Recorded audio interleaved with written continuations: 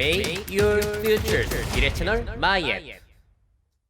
네, 이번 소식은 한국에서 KS 자율주행 분류를 따로 제정했다라는 소식입니다. 원래는 우리가 뭘 따르고 있었냐면은 미국 자동차 공학회 SAE 인터내셔널 자료를 근거로 해가지고 분류를 해왔거든요. 근데 여기 보시게 되면은 참 레벨 2와 레벨 3 분류가 좀 어렵습니다. 애매한 부분도 있어요.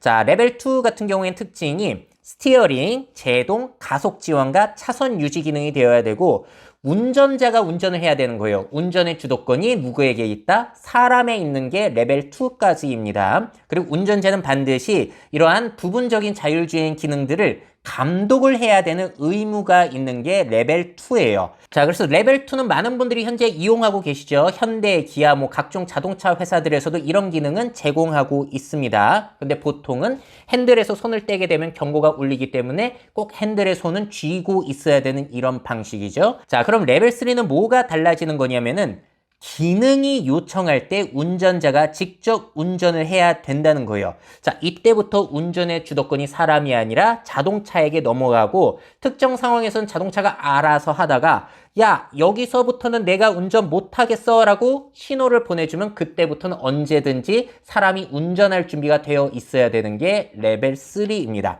자, 그리고 레벨 3는 교통 체증 시에 대리운전, 완전히 손 떼고 시선을 떼더라도 자율주행이 되는 기능이 있는데 문제는 뭐냐면은 제한된 환경에서만 자율주행이 가능하다라는 거예요.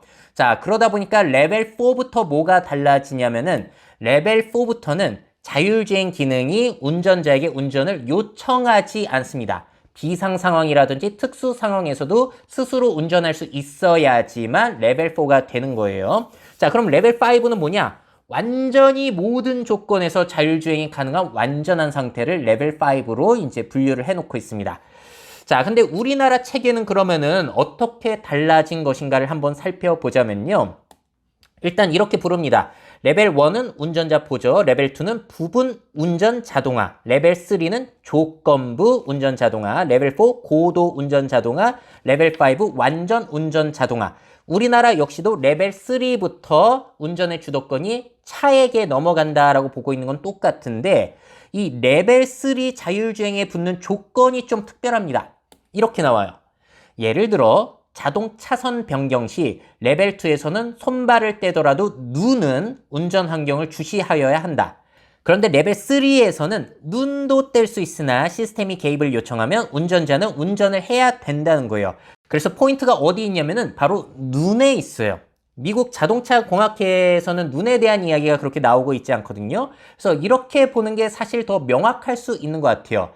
눈으로 꼭 감독을 해야 되는 거면은 레벨 2까지, 눈을 딴 데 볼 수 있는 거면은 레벨 3가 그때부터 된다는 겁니다. 자, 그럼 연습 문제 한번 해볼까요?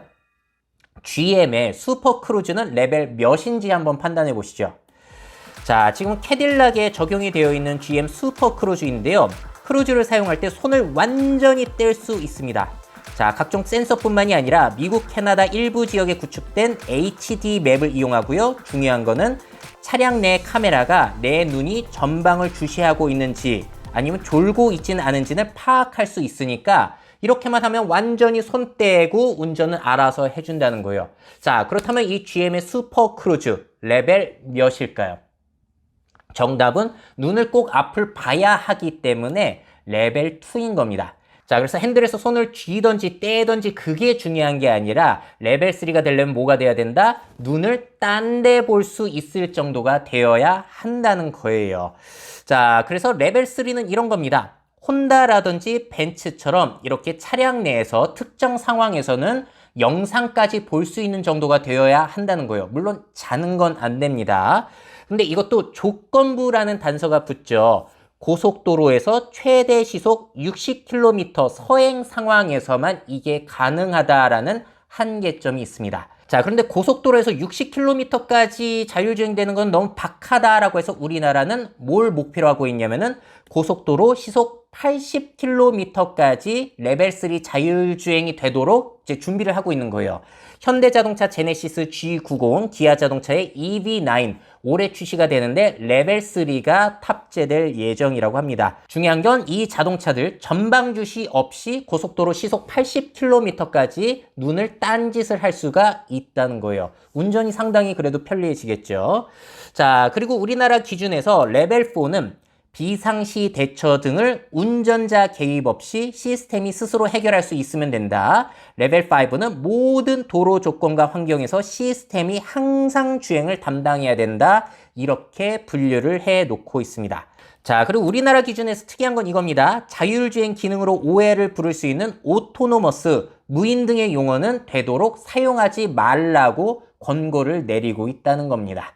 자, 우리나라 기준이 발표가 되긴 했지만 저는 여전히 자율주행을 제일 잘 표현해주는 장표는 이게 아닐까 싶어요. 레벨 2부터는 손을 떼도 되고, 레벨 3는 눈을 떼도 되고, 레벨 4는 신경을 꺼도 되고, 레벨 5부터는 운전자가 아니라 탑승객 모드로 바뀐다는 점, 이게 제일 저는 깔끔하지 않을까라는 생각이 들기도 합니다. 자, 어떻게 보셨나요? 우리나라의 자율주행 분류체계, 여러분들은 동의가 되시나요? 미래사회 변화를 업데이트하고 싶으신 기업 및 기관, 그 밖에 미래 트렌드 교육이 필요하신 분들은 myf21 네이버닷컴 이메일로 연락주세요.